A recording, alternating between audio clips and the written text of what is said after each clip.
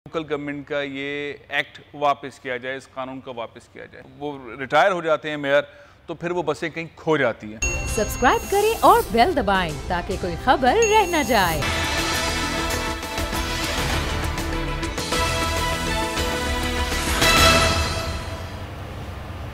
अस्सलाम वालेकुम, मैं हूं फैसल अजीज़ खान। सिंध में बल्दियाती तरमीमी एक्ट 2021 की मंजूरी के बाद एक बड़ा बहरान खड़ा हो गया है। तमाम ही सियासी जमातें पाकिस्तान पीपल्स पार्टी की सिंध हुकूमत के ख़िलाफ़ मुत्तहिद हैं। कल एक APC कॉन्फ्रेंस हुई थी, आज फिर एक कॉन्फ्रेंस हो रही है जिसकी मेज़बानी वफाकी हुकूमत के अहम तरीन लोग कर रहे हैं। और उस कॉन्फ्रेंस के अंदर जो कल हुई APC और जो आज स्टेक होल्डर्स की कॉन्फ्रेंस है, एक ही बात रखी जा रही है कि लोकल गवर्नमेंट का ये एक्ट वापस किया जाए, इस कानून को वापस किया जाए। दूसरी जानिब मामला ये है कि मुराद अली शाह साहब कह रहे हैं कि अपोजिशन जाहिल है। कल भी उन्होंने कहा ऐवान में जाहिल है, आज भी उन्होंने 7 में गुफ्तगू करते हुए कहा कि अपोजिशन जाहिल है। अब मामला होगा किस तरह? बात हो रही है तासुब की, बात इससे बढ़ गई है। कल मुराद अली शाह साहब ने कुछ ऐसे अल्फाज बयान किए जो शायद कोई वज़ीर आला नहीं करता। मैं आपको सुनवाना चाहता हूं कि मुराद अली शाह साहब ने कल क्या कहा। अपोजिशन को जाहिल कल भी कहा, आज भी कहा, लेकिन उससे बढ़कर उन्होंने अल्फाज किए कि हमें पाकिस्तानी समझा जाए वरना। क्या कहा, ज़रा सुनिए। वज़ीर आला सिंध कह रहे हैं हमें सिंध का हिस्सा समझो वरना। अब ये जो जुमले हैं जो आपने 2-3 बार सुने, ये वज़ीर आला इनकी हुकूमत पाकिस्तान पीपल्स पार्टी की हुकूमत 14 साल से तकरीबन सिंध पर हुकूमत कर रही है, तीसरी बार मुसलसल हुकूमत कर रही है, तकरीबन 12,000 अरब से ज़्यादा ख़र्च कर चुकी है। और किसको ये पैगाम दिया है, किसको ये पैगाम दे रहे हैं? जमात इस्लामी के अमीर कराची के हाफिज़ नईमुर रहमान साहब। अस्सलाम वालेकुम हाफिज़ साहब।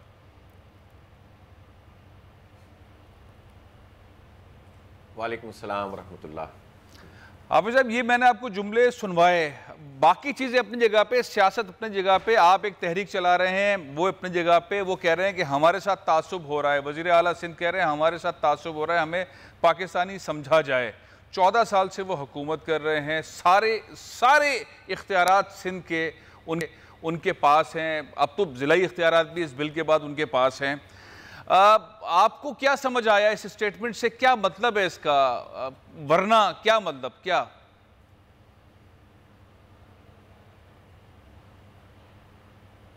मेरा ख्याल है बहुत साफ बात है। जो कोई भी इलेक्शन जब करीब आने लगता है तो पीपल्स पार्टी जो पहले ही अपने कंडक्ट में तासुब और लिसानियत को फ़रोग देती है, अब तो बाकायदा वो कॉम्परस जमात के तौर पर अपने आप को उन्होंने पोर्ट्रे किया है। ये ऐसे ही नहीं कह दिया उन्होंने, ये बहुत सोच समझकर और अपनी पीपल्स पार्टी की उस पोजीशन को हासिल करने की कोशिश की है जिसमें वो सिंध के सिंधी बोलने वालों को और बलोचों को बेवकूफ़ बना सकें। और मैं समझता हूँ कि CM होने की हैसियत से जो उन्होंने हलफ पढ़ा है उसके बिल्कुल बरखिलाफ़ इन्होंने अपनी टोन को इख्तियार किया है। और उन्होंने एक तरह से इतनी बड़ी पोजीशन पर जो इतने अरसे से वो मौजूद हैं, एक ऐसा थ्रेट दिया है रियासत पाकिस्तान को कि जिस पर जो है वो सबको गौर करना चाहिए। मसला ये है कि अभी आप सिर्फ ये बात कह दें ना कि कराची और सिंध में ये सिचुएशन है तो इनको आग लग जाती है कि कराची और सिंध क्यों कहते हैं आप, लेकिन ख़ुद ये पाकिस्तान के हवाले से कहें कि हम कुछ और सोचने पर मजबूर होंगे, जबकि फुल खा रहे हैं, फुल लूट रहे हैं। कराची पाकिस्तान का कैपिटल रह चुका है। कराची सिंध की 95% मईशत को चलाता है, शायद 98%। कराची पाकिस्तान की 67% मईशत को चलाता है। इस कराची के साथ इनका क्या सलूक है? कराची के कितने लोगों को ये भर्तियां करते हैं? यहाँ पर कितने लोगों को जो है वो ये उनको सहूलत फराम कर रहे हैं? यहाँ ट्रांसपोर्ट का क्या निज़ाम मौजूद है? मुसलसल हुकूमत में है ना ये। यहाँ पर कोई एक बस भी सरकार की कराची में 3 करोड़ से ज़ायद लोगों के लिए नहीं चलती है, इसका जवाब दें। पिछले 16 साल से पानी का एक बूंद का इजाफा नहीं हुआ, इसका जवाब दें। कराची में सारे इदारों पे कब्जा कर रहे हैं ये, अब अब्बासी शहीद पे भी कब्जा होगा। अब जो है वो स्पेंसर हाई भी ले लिया, डिस्पेंसरीज भी इन्होंने ले ली, एजुकेशन भी ले ली। ये सब कब्जा करते चले जा रहे हैं। क्यों? जाली भर्तियों के लिए, लिसानियत के लिए, तासुब को परवान चढ़ाने के लिए। अनफॉर्चुनेटली इनको जो अपोजिशन मिली है अब तक एमक्यूएम की सूरत में, जो अभी थोड़े अरसे से ही अपोजिशन में, वरना अमूमन इनके साथ हुकूमत में रही है, उसने अपना रोल प्ले नहीं किया। चूंकि ये बिल आज नहीं 2013 का बिल है, तकरीबन वही है ये, और उस 2013 का बिल जब ये पास हुआ था तो एमक्यूएम इनके साथ हुकूमत में थी, और इस बिल के पास होने के बाद 1 साल तक हुकूमत में रही थी। पिछले 5 साल से थी, 2008 से, और उसके बाद भी 1 साल तक रही थी। कोई हड़ताल नहीं हुई थी, कोई धरना नहीं हुआ था, कोई घेराव नहीं हुआ था। इसका मतलब यह है कि यह एक सोची समझी बात होती है कि जब इलेक्शन करीब आने लगे तुम सिंधी बन जाओ, कोई महाजिर बन जाए, और यहां पर जो है वो कुछ तो खून होता रहे। हम ये समझते हैं जमात इस्लामी के सीएम को अपने अल्फाज वापस लेने चाहिए, सिंध के अवाम से माफी मांगनी चाहिए, सिंध के शहरी अवाम से माफी मांगनी चाहिए। कौन से देहात की आप बात कर रहे हैं? कुत्ते के कांटे की वैक्सीन जिसको आप फराम नहीं कर सकते सिंधी को, वहां मकामी सिंधियों का इस्तेसाल करके वडेरे और जागीरदार असम्बली में अक्सरियत हासिल कर रहे हैं। लेकिन मैं कहूं तो किससे कहूं? जो पार्टीज, ऑल पार्टीज कर रही हैं, पीटीआई और एमक्यूएम, इन्होंने ही तो मर्दमशुमारी में हमारी आधी आबादी खाकर नोटिफाई किया है। मैं किससे शिकायत करूं? ये जो मजमूई सूरत हाल नजर आ रही है, कल जो एपीसी हुई, उस एपीसी के अंदर खालिद मकबूल सिद्दीकी साहब ने भी एक तरह की धमकी दी। धमकी हमने सुनी वजीर आला साहब से, जो उन्होंने पार्लियामेंट के अंदर, सिंध असम्बली के अंदर कही। कल के अंदर खालिद मकबूल सिद्दीकी साहब ने भी एक धमकी दी। इस धमकी का क्या मतलब है? जरा खालिद मकबूल सिद्दीकी साहब को सुनवाए, कल उन्होंने क्या फरमाया। अब साहब, ये जो बात है वजीर आला साहब की, मुराद अली शाह साहब की, उसके बाद ये एक और धमकियां आमेज एपीसी के अंदर डॉक्टर खालिद मकबूल सिद्दीकी ने, वोट अगर फैसला नहीं करेगा, अदालतें अगर फैसला नहीं करेंगी तो फिर रोड पर फैसला होगा।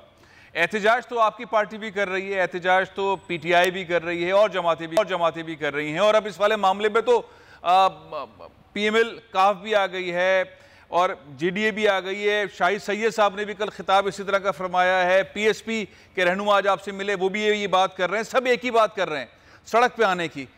ये सड़क पे आने से मसला हल होगा? आइन की खिलाफ वर्जी हो गई है, आर्टिकल 140 की खिलाफ वर्जी कहा जा रहा है कि आइन की खिलाफ वर्जी हुई है सिंध के इस तरमीमी एक्ट, बल्दियाती एक्ट के जरिए। आगे का रास्ता नजर क्या आता है आपको?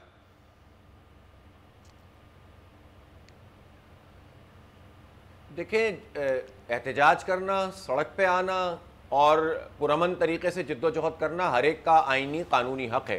चाहे वो एमक्यूएम करे, पीएसपी करे, पीटीआई करे, जमात इस्लामी करे, या सब जो है ना ये लोग अपने अपने प्लेटफॉर्म से करें, या इन्होंने अगर ये कहते हैं कि पीटीआई और एमक्यूएम तो वैसे भी इत्तेहादी हैं, ये मिलकर भी करते हैं, लेकिन ये तो एक अलग बात है। मेरा सवाल तो ये है कि नौबत यहाँ तक आई कैसे है?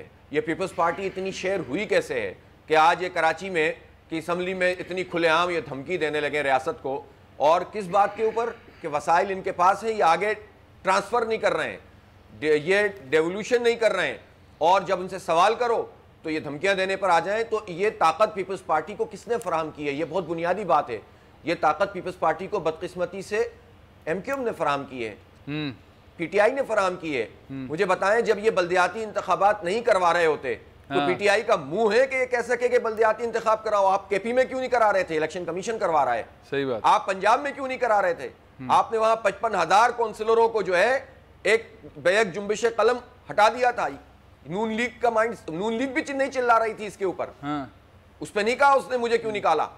नून लीग का भी मैं आपको एक शानदार किस्म की कल का एक तकरीर का एक बाइट सुनाता हूं। मोहम्मद जुबैर साबिक गवर्नर सिंध, हाफिज साहब जरा सुनिए, मोहम्मद गवर्नर सिंध वो कहते हैं कि भाई अगर पीपल्स पार्टी वैसा ही करे जैसे कि लाहौर में नून लीग ने किया तो क्या ही बात है, हम सपोर्ट करेंगे। क्या ऐसा मुमकिन है? ख्वाब दिखा रहे हैं मोहम्मद जुबैर साहब, जरा सुनिए।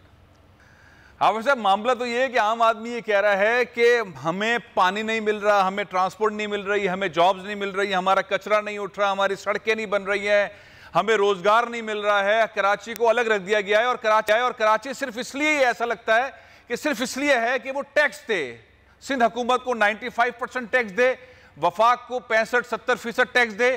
कराची वालों का काम सिर्फ एक ही है, टैक्स दिए जाओ, ना उन्हें पानी मिले, ना रोजगार मिले, ना तालीम मिले, ना सेहत मिले, और जो थोड़ी बहुत चीजें हैं वो भी सिंध हुकूमत ले गई है।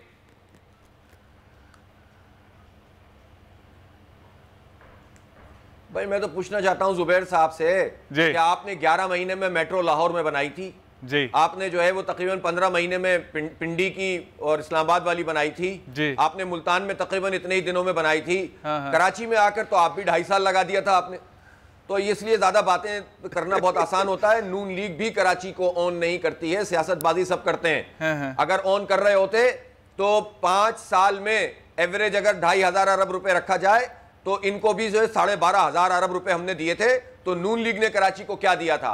और पीटीआई इस बात का जवाब दे कि इसने जो 70-80 बसों का शोर मचाया हुआ है। मेरे पास कल एक डॉन न्यूज की मैंने खबर निकाली अखबार की, 2002 में नेमतुल्लाह खान ने, 2002 में अभी 1 साल भी नहीं हुआ था उनको सिटी का नाजिम बने हुए, उन्होंने 35 बसें तो 2002 में ले आए थे खामोशी से। किसी प्राइम मिनिस्टर ने आकर उसका इफ्तिताह नहीं किया था। मैं भी हैरान हूं कि ग्रीन लाइन में 3.5 साल में कोई काम नहीं किया पीटीआई ने, और ट्रायल बेसिस का प्राइम मिनिस्टर इफ्तिताह करने आए, उनकी जंतरी फिट नहीं होती कि 25 को आना था तो जंतरी ने कहा कि जो है वो 10 को आना है तो वो इसमें आ गए। अरे भाई, कराची को भी पाकिस्तान का हिस्सा समझो, और मुराद अली शाह कराची को भी सूबे का हिस्सा समझो। तुम विफाक को तो धमकी लगा रहे हो, रियासत को तो, लेकिन ये तो बताओ तुम कराची के साथ क्या सलूक करते हो। और मसला ये है कि हम लिसानी सियासत को नहीं करना चाहते। यहां पर ये चाहते हैं पीपल्स पार्टी कि ये लिसानी सियासत करके लोगों को मजीद बेवकूफ बनाए। अब ये बेवकूफी वाला काम ना सिंधी करेंगे ना महाजिर करेंगे। लोगों को मालूम है कि ये जो एपीसी, मैं कहता हूं एपीसी करने का भी हर एक का हक है, लेकिन मुझे पीटीआई और एमक्यूएम की विफाकी हुकूमत इसका जवाब दे कि मरदमशुमारी को, जाली मरदमशुमारी को जिसमें हमारी गिनती आधी की थी, इन्होंने नोटिफाई क्यों किया, और कोटा सिस्टम में इमरान खान ने और वफाकी काबीना ने क्यों इजाफा किया गैर मुअय्यना मुद्दत के लिए, और केसीआर के नाम पर झूठ क्यों बोल रहे हो। K4 15 महीने में बन जाएगा, ये झूठ क्यों बोल रहे हो। केबी फीडर से कलरी तक का तो तुमने कोई बंदोबस्त नहीं किया, और आगे का भी कोई बंदोबस्त नहीं है। ये झूठ बोलकर और धोखा देकर, और ग्रीन लाइन 3.5 साल में नहीं बनाई, और तुमने कोई बुनियादी के इलेक्ट्रिक की माफिया को ये सपोर्ट करते हैं विफाक वाले, चाहे ये हो या नून हो या पीपी हो। तो क्या फर्क है इनके कंडक्ट में जो कराची के साथ ये सारी पार्टियां कर रही हैं। जमात इस्लामी अवाम के साथ खड़ी है, दस्तखती मुहिम भी चला रहे हैं। 19 तारीख को तारीख, बहुत शुक्रिया हाफिज नईम रहमान। कराची के मामलात के ऊपर तमाम सियासी जमातें एक पेज पर हैं, लेकिन पाकिस्तान पीपल्स पार्टी कहती है कि जितना भी शोर मच रहा है, वो मुत्तहिदा कौमी मूवमेंट मचा रही हो, पीटीआई मचा रही हो, इन्होंने 3.5 साल में कराची को कुछ भी नहीं दिया। एक भी प्रोजेक्ट कराची में पीटीआई ने मुकम्मल नहीं किया। सबसे ज़्यादा वोट कराची के लोगों को मिले। मैं न्यूज़ ब्रेक की तरफ जा रहा हूँ, उसके बाद डॉक्टर फारूक सत्तार हमारे साथ होंगे।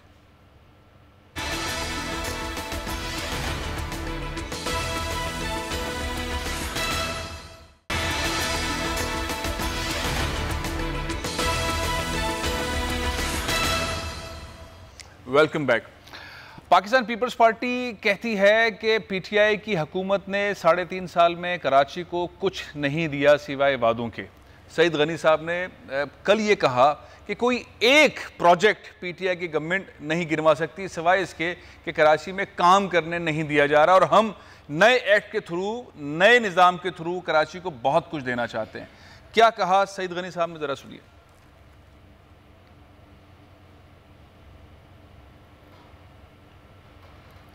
सईद गनी साहब कहते हैं कि पिछले 3.5 साल से पीटीआई की हुकूमत यहाँ आकर ऐलानात कर रही, वज़ीर आज़म पाकिस्तान आके ऐलानात कर रहे हैं, असद उमर साहब ऐलानात कर रहे हैं, मुसलसल ऐलानात हो रहे हैं, लेकिन एक प्रोजेक्ट भी कराची को नहीं दिया। और जब हम बेहतरी की तरफ जा रहे हैं, जब हम सुलझाने की तरफ जा रहे हैं मामलात को, जब हम एक तरमीमी एक्ट लेकर आए हैं और ग्राउंड के ऊपर हम काम करना चाहते हैं, तो अब पीटीआई के लोग आके कॉन्फ्रेंसेस कर रहे हैं, रोक रहे हैं, चीज़ों को रोक रहे हैं। क्या कहा सईद गनी साहब ने, ज़रा सुनिए। हकीकत तो यही लगती है कि पीटीआई अब तक सिर्फ प्लानिंग के अंदर है। 3.5 साल, 3.25 साल हो गए, कोई एक मंसूबा नहीं है। ये जो बसें भी चली हैं, 25 तारीख को देखते हैं, 25 दिसंबर को बाकायदा चलती हैं, क्या सूरत हाल बनती है। इससे पहले भी कराची के अंदर बसें चलती रही हैं। सैयद मुस्तफ़ा कमाल साहब के दौर के अंदर बसें चली हैं, नेमतुल्लाह खान साहब के दौर के अंदर बसें चली हैं, लेकिन वो बसें चलती हैं, वक्ती तौर पर चलती हैं, और जब उनकी हुकूमत चली जाती है या वो रिटायर हो जाते हैं मेयर, तो फिर वो बसें कहीं खो जाती हैं। मेरे साथ कराची के साबिक मेयर और मुत्तहिदा कौमी मूवमेंट के सीनियर रहनुमा हैं डॉक्टर फारूक सत्तार साहब, वो मौजूद है। डॉक्टर साहब अस्सलाम वालेकुम। वालेकुम अस्सलाम जी। पीटीआई ने तो कुछ नहीं किया, मुत्तहिदा कौमी मूवमेंट भी डिलीवर नहीं कर पाई, एहतजाज हो रहा है, एहतजाज के अंदर ANP भी शामिल है, एहतजाज में GDA भी शामिल है, जमात इस्लामी भी शामिल है, PSP भी शामिल है, MQM के सारे धड़े इंक्लूडिंग आप भी एहतजाज कर रहे हैं, PTI भी एहतजाज कर रही है, JUIF भी एहतजाज कर रही है और मुस्लिम लीग काफ भी एहतजाज कर रही है। पीपल्स पार्टी एक तरफ है, सारी जमातें एक तरफ हैं, तरमीमी एक्ट को कबूल नहीं किया जा रहा बल्दियात के। आखिर कराची के मामलात को जब हल करने का मामला आता है तो हल के बजाय चीज़ों को और पेचीदा कर दिया जाता है, ये मजीद पेचीदा कर दी गई हैं चीज़ें। आपके ख्याल में होगा क्या? मैं ये समझता हूँ फैसल अजीज कि पाकिस्तान पीपल्स पार्टी PTI पर कितने ही इल्जामात लगाए, जाहिर है कि अजहर मिन शम्स है, सर चढ़कर बोल रही है PTI की ना अहली, ना तजुर्बेकारी और ना लायकी, और ये बात भी ठीक है। हम तो शुक्रिया अदा करते हैं PMLN की साबका हुकूमत का कि उन्होंने ये बस सर्विस और जो बस लाइन है उसके प्रोजेक्ट का आगाज किया। PTI का भी कर देते हैं, चले उन्होंने मुकम्मल कर लिया, इसको मुकम्मल किया। लेकिन यार सबसे ज्यादा शुक्रिया तो कराची के अवाम का जो बाकायदगी से टैक्स दे रहे हैं। बसें हैं, अगर आ भी गई तो सड़कें कहाँ पर हैं? 13 सालों में पानी, एक इजाफी बूंद पानी ना PTI ने दिया ना पीपल्स पार्टी ने। 3-4 साल में K4 पर आगाज नहीं हुआ काम का। सर्कुलर ट्रेन का मंसूबा उसी तरह रद्दी की टोकरी में है। फिर उसी तरीके से कचरे उठाने का निकासी आपका निजाम, आप कचरे का मतलब अंबार लगा हुआ है कराची में। तो कराची के अवाम जो टैक्स दे रहे हैं उनके टैक्सों से अगर एक बस का कॉरिडोर आपने कंप्लीट कर भी दिया, यार कौन सा बड़ा तीर मारा है रहसान के उन्हीं के पैसों से। नहीं, वो हो भी नहीं रहा था, वो तो हो गया, अभी भी नामुकम्मल है, अभी भी अवाम नहीं बैठे हैं, अभी भी नामुकम्मल है। वही तो कह रहा हूँ। तो लेकिन देखें कितनी तंग नजरी और सियासत कहाँ आ गई। एक बस लाइन की क्रेडिट पर सारी जमातें सियासत कर रही हैं, एक दूसरे पर इल्जाम तराशी, एक दूसरे पर सबकत ले जाने की बात। अपनी अपनी नाअहली को कैसे छुपाएंगे, अपनी नाकामी बदतरीन कारकर्दगी को ये सारी पार्टियां कैसे छुपाएंगे। पीपल्स पार्टी का जो सोतेली माँ से बदतर सलूक है, मेरे पास आए थे नासिर शाह, सईद गनी, मैंने कहा चलें शायद बेटर सेंस प्रिवेल करे, कुछ थोड़ा सा उनको समझ आए कि पोलराइजेशन को जिस तरह वो हवा दे रहे हैं, मुनाफरत को जिस तरह वो नाइंसाफी के जुल्म के बीच बोकर बड़े बड़े दरख्त उसमें से उगा रहे हैं। What you sow shall you reap, जो बोगे वही काटोगे। और कल तो हद हो गई जो मुराद अली शाह साहब ने तकरीर की है कि जो शहरी सिंध में रहने वाले, चाहे उन्होंने किसी को भी वोट दिया, कह दिया तुम्हारे मुकद्दर में अकलियत होना है, अकलियत रहना है, तुम्हारे यहाँ आबादी का कितना दबाव हो, पूरी दुनिया से लोग आकर बस जाएं, लेकिन तुम्हारी आबादी कभी दही सिंध से ज्यादा नहीं गिनी जाएगी। किसी ने लिखकर उन्हें ये गारंटी दे दी है। हर मर्दमशुमारी में कराची की आबादी को कम गिना जाएगा। और ये कहते हैं कि ओवरसाइट का रोल मेयर को दे रहे हैं। अरे ओवरसाइट का रोल पूरी दुनिया में सूबों का, रियासत का होता है। एग्जीक्यूशन का रोल, प्लानिंग का रोल और बुनियादी मॉनिटरिंग का रोल बल्दियात का होता है। अब जो बचे खुचे महकमे थे, एजुकेशन के स्कूल थे, बचे कुचे महकमे थे, अब्बासी शहीद हॉस्पिटल एक प्राइड है, एक एजाज है, एक इफ्तिखार है बल्दिया का। साल से बल्दिया कराची बल्दिया उसको चला रही। अगर MQM की बल्दिया उसे नहीं चला सकी, KMDC Karachi medical dental college मैं जब वजीर बल्दिया था, जब मैंने बनाया था, और ये पहला बल्दिया के तहत काम करने वाला मेडिकल और डेंटल कॉलेज, हमारी बेटियों हमारे बेटों को लियाकत मेडिकल कॉलेज जामशोरो जाना पड़ता था। वहां पर हमने कराची में पहला सरकारी डेंटल और मेडिकल कॉलेज। अब तो खैर चला गया ना, अब तो कानून बन गया डॉक्टर साहब। अब ये हिस्ट्री हो गया। अब आपके पास कराची के जो KMC है उसके पास तो सिर्फ और सिर्फ टॉयलेट्स रह गए हैं साफ करने के लिए, बाकी सारी चीजें सिंध गवर्नमेंट के पास चली गई। फिर एक तरमीम और कर दे ना, ताबूत में आखिरी किल ठोक दे, कह दे बल्दियाती निजाम अब सिंध में है ही नहीं, बल्दियाती इदारे सिंध में नहीं है। कराची मेट्रोपॉलिटन कॉर्पोरेशन का नाम तब्दील करके सिंध मेट्रोपॉलिटन कॉर्पोरेशन कर दे, यानी चढ़वी मेरी पढ़वी मेरी मेट्रोपॉलिटन। अच्छा आइडिया दिया है वैसे आपने। सिंध बिल्डिंग कंट्रोल अथॉरिटी को जिस तरह बनाया, सही बात हो जाए ना कि अब मेयर आए, अच्छा आपका अपना एडमिनिस्ट्रेटर बैठा हुआ। अच्छा डॉक्टर साहब, एक और चीज, असद उमर साहब फरमाते हैं कि अब सिंध को फैसला करना होगा, सिंध के लोगों को फैसला करना होगा, दादू के लोगों को फैसला करना होगा। असद उमर साहब ने क्या क्या आज जो उन्होंने कहा है वो मैं आपको सुनवाता हूं कि असद उमर साहब कहते हैं कि अब वक्त आ गया है, अब सिंध को फैसला करना होगा। धमकियां चल रही हैं, वजीर आला धमकियां दे रहे हैं, खालिद मकबूल सिद्दीकी धमकियां दे रहे हैं, मतलब बातें बहुत आगे चली गई। तमाम सियासी जमातों के लीडरान जो हैं वो आखिरी हरबे की तरफ जा रहे हैं। क्या कहा असद उमर साहब ने, सुने, वफाकी वजीर हैं, आप सुने, देखें किस तरह से असद उमर साहब फरमा रहे हैं। जितने भी टॉप लीडरशिप है डॉक्टर साहब, इंक्लूडिंग यू, जितने भी लोग हैं, कोई भी अब बातचीत के मरहले में नहीं है। मुराद अली शाह साहब की तकरीर के बाद, खालिद मकबूल सिद्दीकी साहब की तकरीर के बाद, असद उमर साहब की तकरीर के बाद और भी रहनुमा जो तकरीरें कर रहे हैं वो बिल्कुल दीवार से लगे हुए हैं और वो इख्तिदार में होने के बावजूद ऐसी बातें कर रहे हैं। देखिए, पीटीआई को कम से कम इतना होश तो आया कि सिंध का मामला और ये जो एमक्यूएम के साल में जहाँ अपनी गलतियां, हिमाकतें और गलत पॉलिसियां थी जिसकी वजह से वो नाकामी का सामना उसे हुआ, उसमें जाहिर है कि पीपल्स पार्टी ने भी जिस तरह एनक्रोच किया है, जिस तरह कब्जा किया है कराची के साथ और शहरों, सिंध के शहरी इलाकों के साथ जो रवैया इख्तियार किया है, जुल्म और नाइंसाफी का एक ना खत्म होने वाला सिलसिला, आप यकीन माने उस अब अंदाजा हो कि उसमें एमक्यूएम की उस नाअहली और नाकामी में पीपल्स पार्टी को कोई रोकने वाला नहीं था। मैंने 2 सालों से मशवरा दिया था। अब क्या होगा? अब तो सब के सब जो है वो इंतहाई कदम उठाने की तरफ जाने वाली बातें कर रहे हैं। 14 साल से मुराद अली शाह साहब हुकूमत के अंदर है, वजीर आला है, फाइनेंस मिनिस्टर हैं, 11.5-12 साल से 12,000 अरब रुपए खर्च किए और वो कहते हैं हमें पाकिस्तानी समझो वरना। देखें, उन्होंने तो बड़ा क्लियर कह दिया कि उनकी दानिश में उनको पाकिस्तानी नहीं समझा था। 12,000 अरब रुपए उनको मिले इतने सालों में, जो उन्होंने कहाँ खर्च किए। चले, उनका वोट बैंक तो जिंदा है, भुट्टो जिंदा है, और वो जो बेनजीर, मोहतरमा बेनजीर और जुल्फकार अली भुट्टो शहीद की कुर्बानी है, उसी को आज तक कैश करा रहे हैं। और असद उमर भी कह रहे हैं कि अंदरून सिंध में मेरे सिंधी भाइयों को भी सोचना चाहिए। मैं तो कराची के सिंधी भाइयों को भी कहता हूँ, देखिए यहाँ पानी नहीं होगा, यहाँ निकासी आप कचरे का निजाम नहीं होगा, तो यहाँ और सूबे के नारे लग जाएंगे, ये जुनूबी सूबे के नारे लग जाएंगे। बहुत बहुत शुक्रिया डॉक्टर फारूक सत्तार साहब, बहुत बहुत शुक्रिया। मामला यही है कि चारों तरफ इंतहाई कदम उठ रहा है। जो हुकूमत में पार्टी हैं वो भी इंतहाई कदम की बात कर रही हैं, जो अपोजिशन में वो भी कोई सुलझाने वाली बात, कोई बैठकर ऐसी बात नहीं कर रहा कि मसले को हल करके आगे बढ़ा जाए, सबको बराबर के हकूक दिए जाएं। खैर, ये मामला चलता रहेगा, लेकिन एक और ख़तरनाक मामला है कोविड का नया वेरिएंट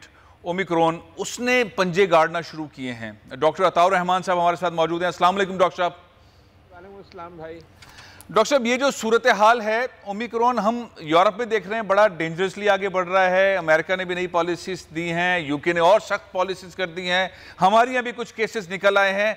आपको डेल्टा वेरिएंट से ओमिक्रॉन कितना खतरनाक नजर आ रहा है? ये ओमिक्रॉन जो है, ये जितने वेरिएंट्स आए हैं सबसे ज़्यादा खतरनाक ये वाला वेरिएंट है, क्योंकि ये जिस तेज़ी से फैलता है उतनी तेज़ी से पिछले वेरिएंट्स नहीं फैलते। ये ख्याल किया जा रहा है कि आप 1-1.5 महीने के अंदर देखेंगे कि डेल्टा जो है सब जगह दब चुका होगा। अच्छा। खासतौर पे यूरोप और अमेरिका में ओमिक्रॉन जो है ये छा चुका होगा। उसकी वजह यह है कि इंसानी खलियों में बहुत आसानी से दाखिल होता है, अंदर फिर ये जाके धोखा देता है जिस इंसानी जिस्म के अंदर जो निज़ाम होता है, जो एंटीबॉडी सिस्टम है, और उसके बाद बाहर निकल के बहुत तेज़ी से फैलता है। इससे अमवात की शरह क्या होती है ये ज़रा कबल अज़ वक्त है, क्योंकि अभी इतने केसेस सामने नहीं आए हैं। 2-3 महीने में आपको सही स्टेटिस्टिक्स पता चलेगा। लेकिन जो इस वक्त सूरत हाल है, पूरी दुनिया दोबारा हिल कर रह गई है, क्योंकि ये वाला जो वेरिएंट आया है इसमें स्पाइक प्रोटीन्स, जो ये कांटे नुमा होता है, उसमें जिस कांटे से जो टिप्स होते हैं उस पर ख़ास किस्म के प्रोटीन्स लगे होते हैं, जिसके ज़रिए ये खलियों से बाइंड करता है और फिर अंदर दाखिल होता है। तो वहाँ पे तब्दीलियाँ आ गई हैं इसके साख्त में, इसके स्ट्रक्चर में, जिसकी वजह से ये आसानी से पहचाना नहीं जाता और अंदर दाखिल होता है। और एक नया वेरिएंट अभी 3-4 रोज़ पहले इसी का, ओमिक्रॉन का नया जो स्टेल्थ वेरिएंट कहलाता है, जो छुप के हमला कर रहा है, जिसको आसानी से PCR मशीन से भी डिटेक्ट नहीं किया जा रहा, ये स्टेल्दी वेरिएंट है, ये भी हाल में डिटेक्ट हुआ है। तो ये बराबर एक नए पे नए ख़तरे आते जा रहे हैं। और जैसे मैंने पिछले प्रोग्राम में आपके कहा था कि ये जो है ये चौथी वेव और फिर पांचवी वेव और फिर छठी वेव, ये सिलसिला ऐसा लगता है कि ये जारी रहेगा काफ़ी अरसे तक। डॉक्टर साहब, आपने कई दफ़ा कहा, डे वन से कह रहे हैं कि इसके वेरिएंट्स आते रहेंगे और बहुत सारे आ चुके हैं और डेंजरसली आ रहे हैं। ओमिक्रॉन को तो बहुत ही ख़तरनाक करार दिया जा रहा है, जैसे आपने बताया भी यूरोप में और नॉर्थ अमेरिका में ख़ास तौर पे। आपके ख्याल में ये जो दिसंबर है, क्रिसमस है, न्यू ईयर है, ये सारी सूरत हाल सारी दुनिया में, ज़ाहिर सेलिब्रेशन 2 साल से नहीं हुई, प्लानिंग्स हो रही हैं, मंजरनामा क्या होगा? एक एक्सपर्ट हैं अमेरिका के डॉक्टर साद, अब मैं उनको कई दफ़ा प्रोग्राम में ले चुका हूँ, वो कहते हैं फरवरी मार्च के अंदर दुनिया में 5 से 7 लाख लोगों की अमवात हो सकती हैं। जितना ख़तरनाक ये है, अगर एहतियात न बरती गई, अगर पार्टीज हुई और सेलिब्रेशन हुई तो ये ख़तरात हैं। आपको भी ऐसे ही दिखता है? जी बिल्कुल, वो सही फरमाते हैं, क्योंकि जिस रफ्तार से ये फैल रहा है और अगर एहतियात ना की गई क्रिसमस पे और आने वाले सीजन्स में, तो ये बहुत तेज़ी से ये फैल सकता है। अभी भी आप देखें दुनिया में रोज़ाना तकरीबन 7 लाख नए अफराद मुब्तला हो रहे हैं कोरोना वायरस में। तो अगर आप पिछले 2 साल का ग्राफ देखें तो ये कम ज़्यादा होता रहा है, लेकिन इस वक्त तकरीबन मैक्सिमम पर है। वैक्सीनेशन के बावजूद ये इस वक्त तकरीबन मैक्सिमम पे पहुंच चुका है, जो पिछले 2 साल के अंदर आप देखें क्या होता रहा है। अच्छा डॉक्टर साहब, पाकिस्तान में क्या है सूरत हाल? पाकिस्तान में वैक्सीनेशन का प्रोसेस बहुत ठीक ठाक स्पीड में चलने के बाद अब रुक गया है, लोग अब वैक्सीनेशन की तरफ नहीं जा रहे, बूस्टर की बात हो रही है। पाकिस्तानियों को क्या करना चाहिए सारे मरहले में? पाकिस्तानियों को अगर उन्होंने वैक्सीन नहीं लगाई तो फ़ौरन लगवानी चाहिए, और 2 वैक्सीन लग चुकी हैं और 6 महीने से ज़्यादा होने वाले हैं तो बूस्टर लगवाना चाहिए, क्योंकि एक हद तक प्रोटेक्शन होती है इसकी। इसके खिलाफ वो वाली प्रोटेक्शन तो नहीं है जो कि ओरिजिनल चाइनीज़ वायरस की थी इन वैक्सीन से, लेकिन फिर भी खासी हद तक बचाव हो जाता है। तो अगर वैक्सीन नहीं लगवाई तो फौरी तौर पे लगवाएं, और वो सारे इक़दाम जो पहले हुकूमत ने बताए हैं, मास्क पहनना, सोशल डिस्टेंसिंग वगैरह वगैरह, उन सब को ख्याल रखना पड़ेगा, क्योंकि यहाँ पाकिस्तान में भी अभी ये पहुँच चुका है और ख़ामोशी से फैल रहा है, और इसकी तादाद अभी तक तो अल्हम्दुलिल्लाह मामलात बिल्कुल अंडर कंट्रोल हैं। लेकिन 1 महीने बाद क्या होता है, ये हमारे और आपके बिहेवियर के ऊपर डिपेंड करता है कि किस तरीके से हम इस मामले को हैंडल करते हैं। अच्छा डॉक्टर साहब, एक और चीज़ बताइएगा कि क्या अगर खुदा न खास्ता पाकिस्तान में उस तरह से फैल जाता है जैसे कि यूरोप में फैल रहा है, तो क्या हम दोबारा सॉफ्ट लॉकडाउन की तरफ चले जाएंगे, कारोबार ज़िंदगी बंद होना शुरू हो जाएगा, मार्केट्स बंद होना शुरू हो जाएंगी, हमें मजबूरन ये करना पड़ेगा, हुकूमत को स्टेप्स लेने पड़ेंगे? ये बिल्कुल हुकूमत को इस तरह के स्टेप्स लेने पड़ेंगे। अल्लाह ना करे कि सूरत हाल पैदा हो, लेकिन NCOC रोज़ाना की बुनियाद के ऊपर मॉनिटर कर रहे हैं सूरत हाल। रोज़ाना की बुनियाद पे कई हज़ार इलाके जो है लॉकडाउन कर दिए जाते हैं, बहुत सारे इलाके खोल दिए जाते हैं, और ये बहुत कामयाब रही है ये पॉलिसी जो हमारी पाकिस्तान की रही है, जिसके असद उमर और बाकी सब लोग मुबारकबाद के मुस्तहिक हैं। यही पॉलिसी हमें बरकरार रखनी है और इंशाल्लाह ये कंट्रोल में रहेगा, लेकिन इसमें हमको बहुत बड़ा किरदार अदा करना है कि हम रिलैक्स ना हो। बहुत बहुत शुक्रिया डॉक्टर अतार रहमान साहब। प्रोग्राम ये ख़त्म कर रहा हूँ, इंशाल्लाह अगले हफ्ते फिर हाजिर होऊंगा। इजाज़त दीजिए। पाकिस्तान।